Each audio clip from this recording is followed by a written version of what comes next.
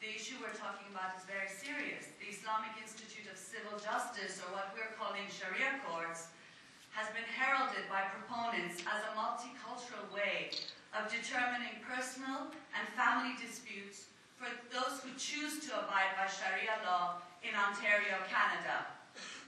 We are told it will promote minority rights and that it is equitable, tolerant, and fair. We are told that if it is not established, the Muslim minority will be marginalized and discriminated against. That anything less is racism, pure and simple. This is not the case. Deceptively sugarcoating an Islamic court in civil rights terms cannot and will not conceal the stark realities of Sharia law and its regressive implications for human beings and Canadian society. To begin with, Sharia law is inherently unjust and unfair, even if it's only being implemented in the area of what some are calling mundane civil disputes. In fact, discriminatory family and personal status codes are important pillars in the oppression of women in Islamist societies. Much of the struggle for women's rights has taken shape in countries like Iran vis-à-vis these very aspects of Sharia law.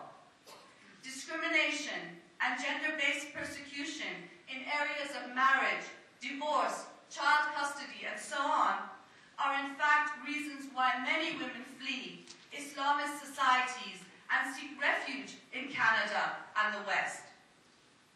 These so-called mundane disputes have cost many a woman and girl her rights and life in the Middle East and North Africa.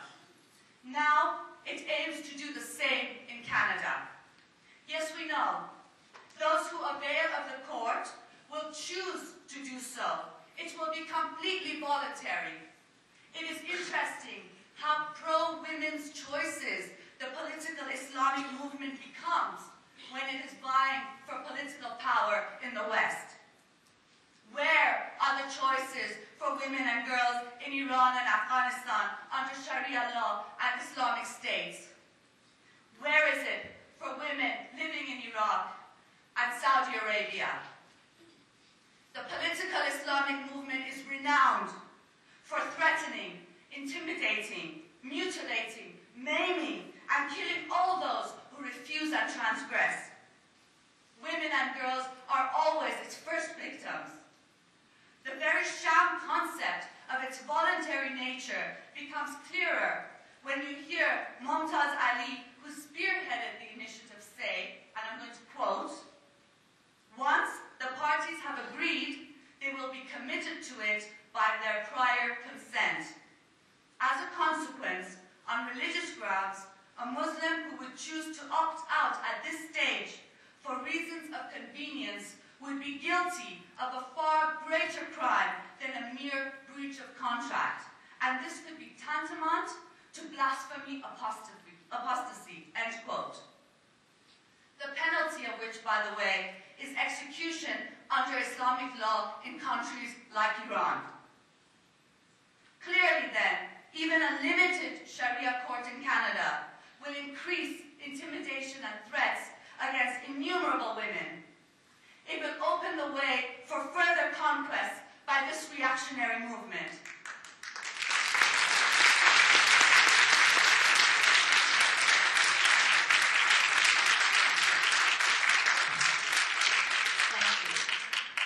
Some say that the Islamic court will promote minority rights and ensure the fair and equitable treatment of minorities. In fact, it is just the opposite. It is discriminatory and unfair to have different and separate systems, standards, and norms for different people. The concept of an Islamic court adheres to a principle of separate but equal, similar to that promoted by the former apartheid regime of South Africa. It was clear then, as it's clear now, that separate is not equal. In fact, it is a prescription for inequality and discrimination. It is the Canadian state's justification for shrugging its shoulders and excusing itself from its responsibility towards all citizens living in Canada.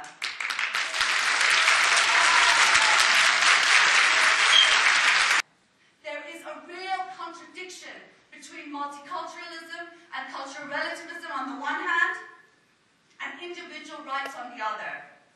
The Canadian state is duty-bound to defend the rights of all human beings living in Canada equally, oftentimes despite differing opinions and beliefs, even if it's the individual's beliefs. Just as it intervenes when a woman refuses to press charges against an abusive spouse, just as it intervenes when parents abuse their children.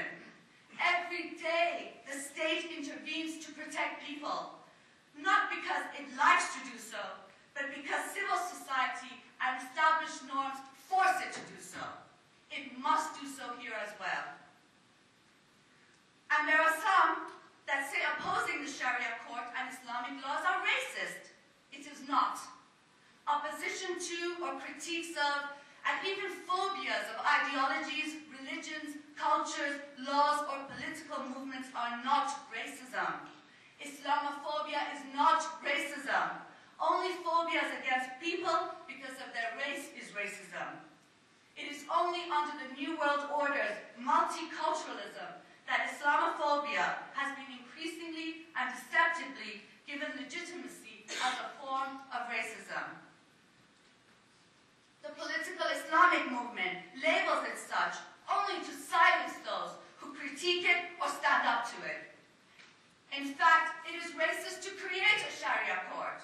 It is racist to discriminate against so-called minorities and deny them universal and equal rights and standards, and the secularism fought for and established by progressive movements throughout centuries. It is racist to justify and ignore violations of civil rights and misogyny under the pretext of multiculturalism. It is racist to deny citizens equality before and under the law.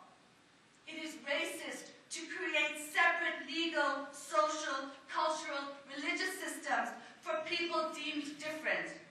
Enough is enough. The Sharia court in Canada is an extension of that movement that stones women and hangs apostates from cranes on the streets of Iran.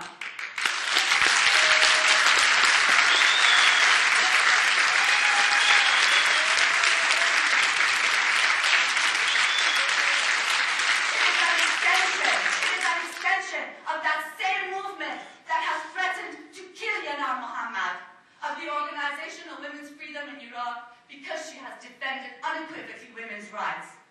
It is an extension of that same movement that has imprisoned women in Borgas in Afghanistan. It has no right to speak of civil rights and justice.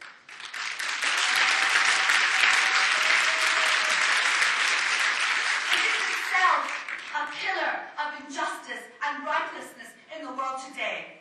A Sharia court in Canada, no way, no how. We will not allow it. Enough